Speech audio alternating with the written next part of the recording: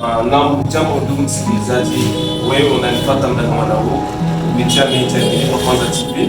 Mimi ni mtangazaji wako David Kotecha. Bwana, leo niko mbele zako kutambulisha kuhusu mradi aiza mpango tutakao kwenda kufanya hivi karibuni kupitia Media Kilipa Kwanza TV. Ni projet yenye inaitwa Un Savon Un Sourire.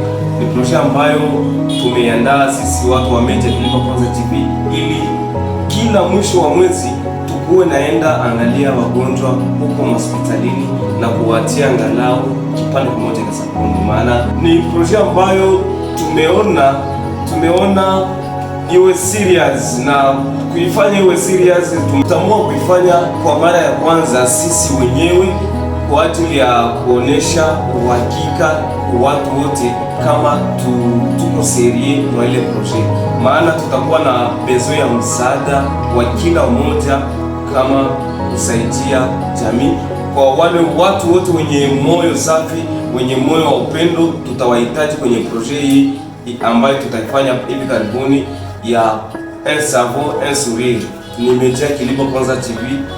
Asante sana.